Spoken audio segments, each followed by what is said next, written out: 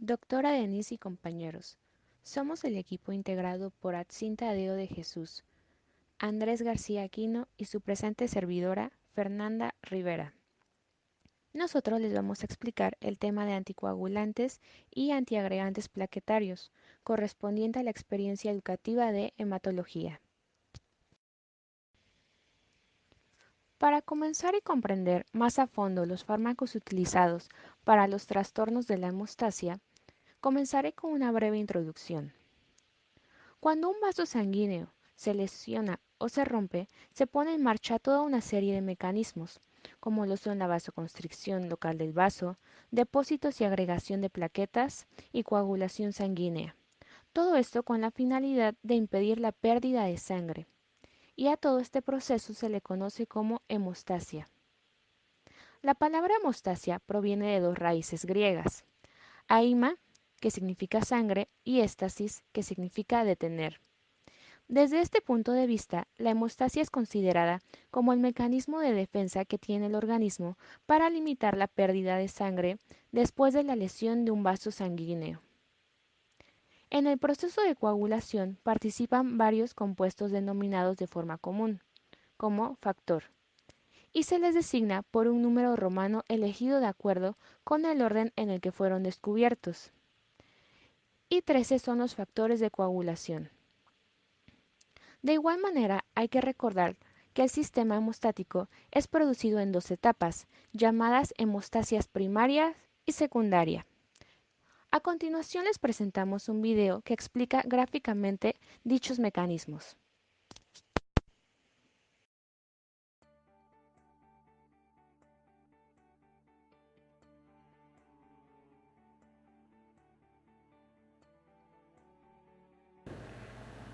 El daño a los vasos sanguíneos y capilares es frecuente. Cuando estos vasos son dañados, tres mecanismos básicos se activan para parar el sangrado o hemostasis. Después del daño, inmediatamente se produce vasoconstricción para disminuir la pérdida de sangre. La colágena expuesta y el factor Willebrand del lado dañado hace que las plaquetas cambien su forma y se adhieran. Aquí bajo el vaso dañado se produce una degranulación y liberan gránulos del citoplasma que contienen serotonina, un vasoconstrictor, ADP y tromboxano A2. El ADP atrae más plaquetas al sitio y el tromboxano A2 produce degranulación, agregación plaquetaria y vasoconstricción. Tanto como el tromboxano A2 y el ADP promueven más adherencia plaquetaria y esto a su vez más tromboxano y ADP. La retroalimentación positiva promueve un sólido tapón. El siguiente mecanismo hemostático es la coagulación. El tejido dañado libera el factor 3 o tromboplastina, que junto con iones calcio activan al factor 7, iniciándose así el mecanismo extrínseco. El factor 12 activa al factor 11, que a su vez activa al factor 9, junto con el cofactor 8, y esto inicia el mecanismo intrínseco. Tanto el factor 7 como el factor 9 promueven una reacción en cascada, activando eventualmente al factor 10. El factor 10 permite que el factor 3, el factor 5, calcio, y el factor de tromboplastina o PF3 activarán al activador de protrombina. El activador de protrombina convierte a la protrombina en trombina. La trombina convierte el fibrinógeno en fibrina. La fibrina inicia la formación de una masa laxa para luego el factor 13 promueva los enlaces covalentes que estabilizan la fibrina en fibras tensas y luego los eritrocitos se aglutinen en la fibrina y eso de formación forme el coágulo.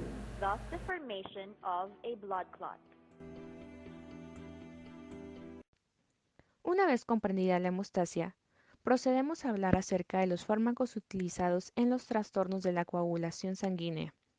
Estos incluyen a los anticoagulantes, antiplaquetarios, fibrinolíticos y coagulantes, los cuales se utilizan en estados clínicos diferentes.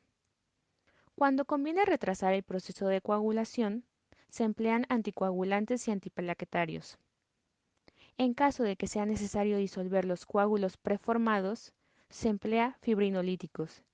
Y por último, de igual manera, cuando es importante estimular el proceso de la coagulación. Iniciaremos con los anticoagulantes. Estos son medicamentos que actúan para prevenir la formación de coágulos de sangre. Pueden también prevenir la formación de un nuevo coágulo o el engrosamiento de un coágulo existente, pero no los disuelven. Interfieren en uno o varios pasos de la cascada de la coagulación. Y estos anticoagulantes incluyen a las heparinas y a los anticoagulantes orales. En este caso, hablaremos de los anticoagulantes parenterales, que se dividen en heparina no fraccionada o de alto peso molecular y en heparina de bajo peso molecular.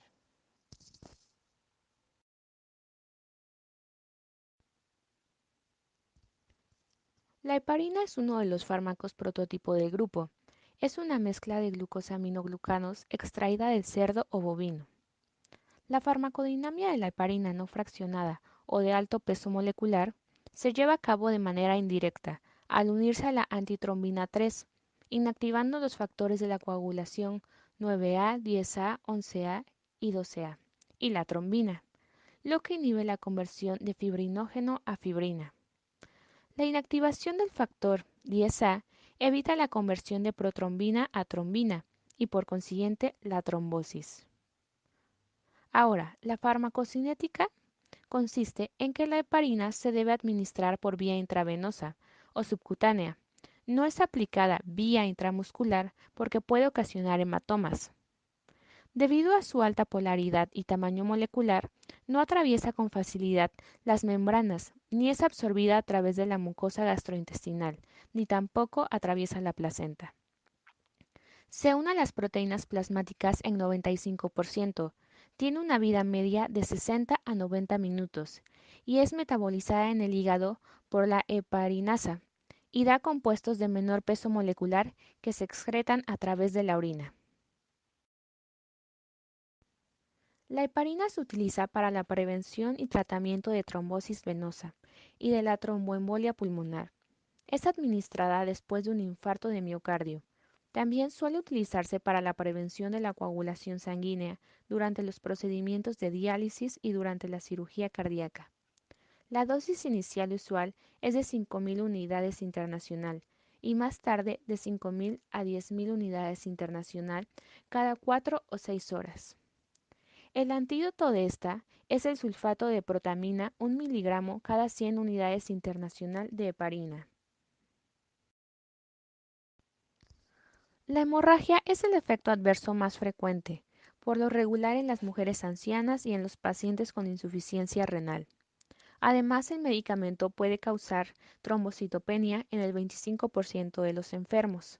Generalmente aparece a los 5 a 10 días de tratamiento y puede ceder ante la suspensión de esta. De igual manera, puede causar reacciones de hipersensibilidad, como es escalofrío, fiebre, urticaria y anafilaxis.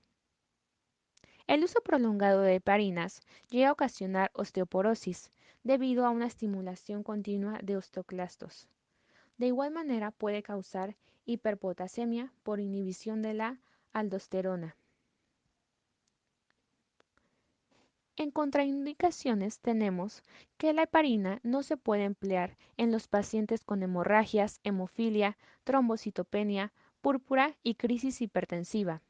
También está contraindicado su uso antes y después de una cirugía ocular, cerebral o de la médula espinal. Una vez explicada la heparina de alto peso molecular, continuamos con las heparinas de bajo peso molecular. Estas son antitrombóticos derivados de las heparinas de alto peso molecular. Poseen casi un tercio del peso molecular de estas, lo que mejora sus propiedades farmacológicas. Este grupo está conformado por la enoxaparina, dalteparina y tinzaparina. Pero nosotros haremos énfasis en lo que es la enoxaparina.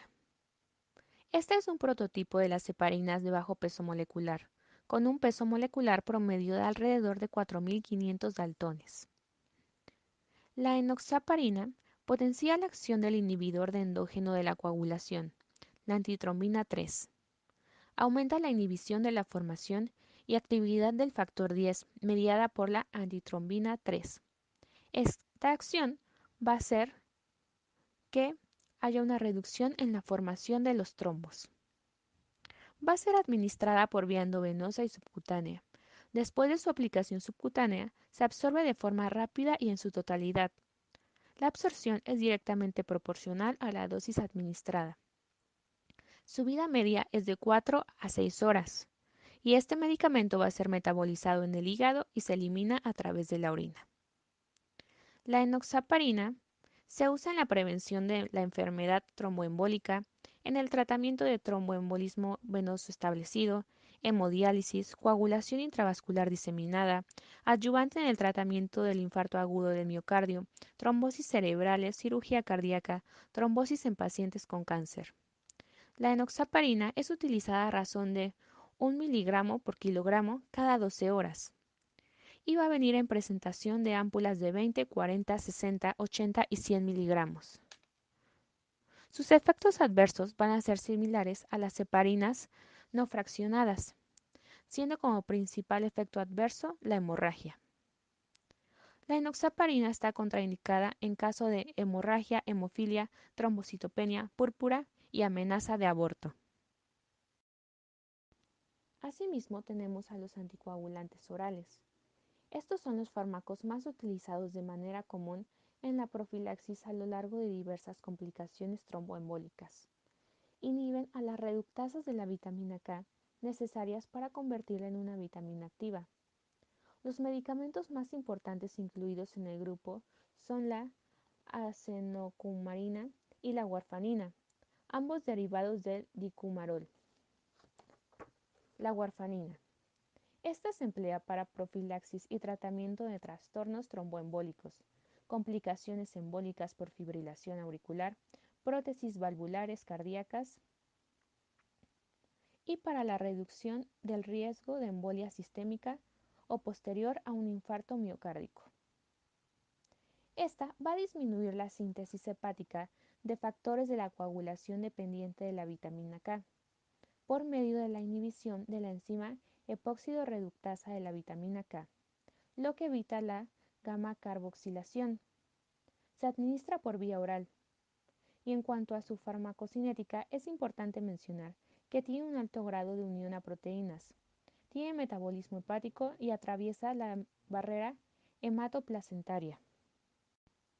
Es muy importante recordar que la administración de warfarina no solo ocasiona inhibición de los factores procoagulantes 2, 7, 9 y 10, sino también del anticoagulante proteína C, el cual después de su activación por trombina y en asociación con la proteína S, provoca inactivación de los factores 5A y 8A.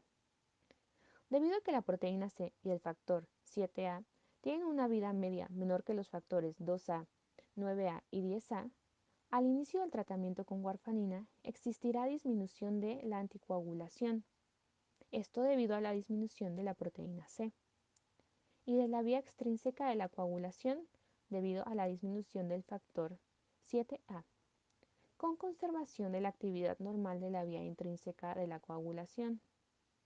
Este periodo transitorio de hipercoagulación puede generar trombosis y necrosis cutánea. Por eso es necesario traslapar el inicio del tratamiento con warfarina con la administración de heparina. El control de la anticoagulación con warfarina se realiza mediante la medición del tiempo de protrombina. Debido a que es una molécula de naturaleza ácida, su absorción se ve reducida por fármacos que disminuyen la acidez gástrica y por colestiramina. Debido a que presenta un alto grado de unión a proteínas, puede desplazar de estas a otros fármacos que también se unen a proteínas, como el ácido acetil salicílico, lo que incrementa la toxicidad de estos. Al metabolizarse por medio del citocromo P450, los efectos de la warfarina se pueden ver incrementados o disminuidos por inhibidores o inductores, respectivamente de este citocromo. Los inductores incluyen barbitúricos, carbamazepinas y fenitoína.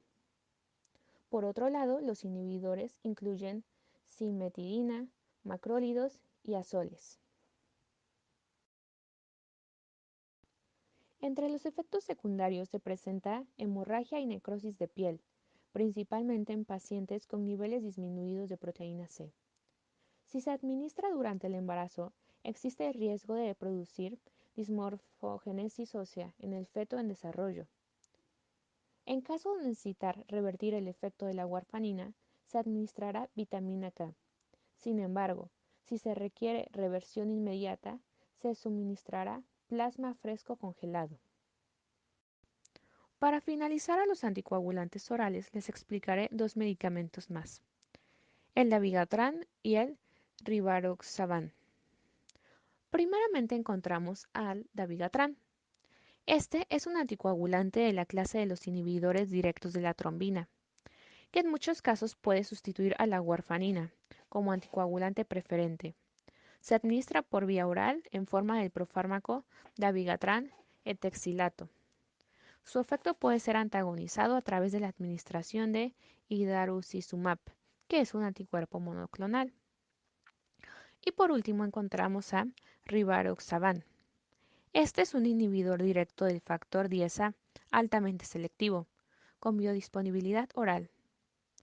La inhibición del factor 10A interrumpe las vías intrínsecas y extrínsecas de la cascada de la coagulación de la sangre, inhibiendo tanto la formación de trombina como la formación de trombos. Continuando con la exposición, hablaremos acerca del apartado de los fármacos denominados antiagregantes plaquetarios. Dentro de este grupo encontramos fármacos como por ejemplo el ácido acetil salicílico, que es también conocido como aspirina, los derivados de las tienopiridinas y los fármacos fibrinolíticos, que a continuación les detallaré algunos puntos importantes de cada fármaco.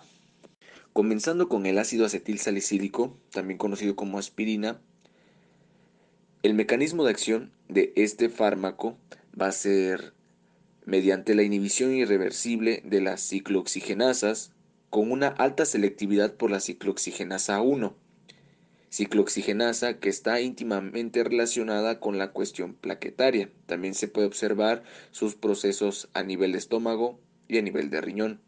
Genera una leve inhibición de la ciclooxigenasa 2, pero para lograr esta inhibición debe de ser a altas dosis. El ácido acetil salicílico tiene diversas propiedades antiinflamatorias, analgésicas y antitrombóticas, que es la que nos interesa.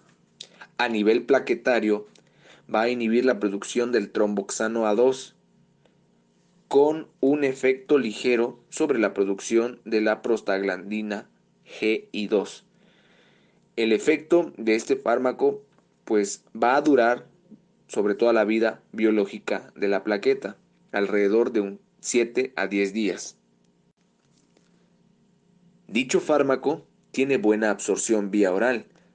Encontramos una biodisponibilidad alrededor del 40 al 50% y se va a realizar su absorción a nivel del estómago.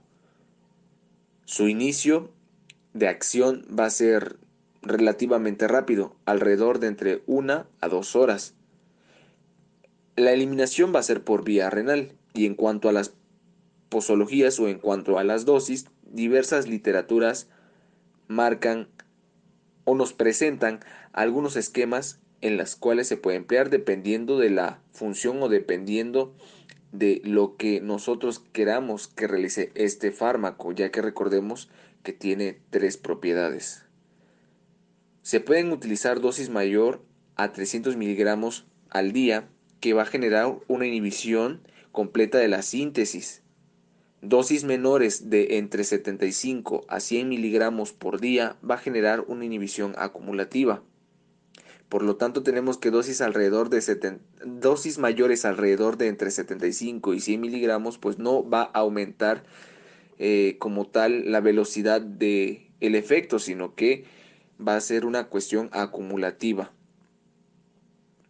Pero como tal pudiéramos utilizar o podemos utilizar un estándar para lograr el efecto antitrombótico. En este caso, dosis menores de 300 miligramos cada 24 horas pueden lograr este efecto. Dentro de los efectos adversos, como todo fármaco que entra en este grupo de antiagregantes plaquetarios, el principal efecto adverso que podemos observar va a ser la hemorragia en pacientes, pues obviamente que tengan trastornos coagulativos, presión arterial no controlada, que va a estar íntimamente relacionada con las dosis dependientes. Va a tener alteraciones o repercusiones gastrointestinales. Esto se ve aumentado cuando se combina con algún otro fármaco no esteroideo antiinflamatorio o los AINES como también se conocen. También va a depender de qué dosis se esté empleando de ambos fármacos. Está contraindicado en pacientes que presenten cuadros de hemorragia, como puede ser un paciente con sangrado de tubo digestivo o pacientes cuya hipersensibilidad ya sea demostrada. Como bien lo mencionamos, en cuanto a la eficacia clínica, podemos utilizar una dosis menor de 300 miligramos al día.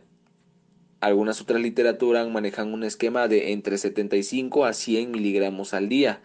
Y esto nos va a servir, o se ha observado que tienen resultados positivos y favorables en patologías como por ejemplo un infarto agudo al miocardio. Va a reducir el riesgo de muerte entre alrededor de un 24%, o en las personas que tienen cuadros repetitivos o a lo mejor un reinfarto.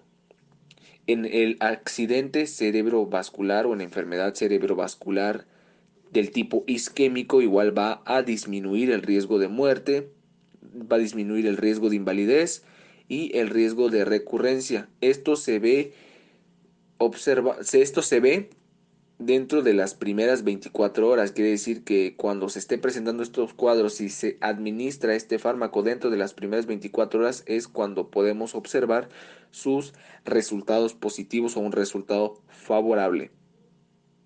En la enfermedad vascular periférica también lo podemos observar con resultados positivos. Y dentro de las presentaciones vamos a encontrar presentaciones desde los 100 miligramos hasta los 500.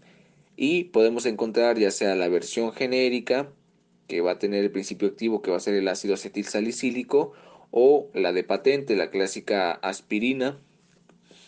Pasamos a hablar ahora sobre los derivados de las tienopiridinas, que también entran en el grupo de fármacos antiagregantes plaquetarios, y tenemos tres fármacos que son la ticlopirina, el clopidogrel y el prasugrel. ¿Cuál es el mecanismo de acción de estos fármacos? Estos fármacos van a generar un bloqueo de la agregación plaquetaria dependiente del ADP mediante una inhibición irreversible del receptor P2Y12 dependiente de ADP.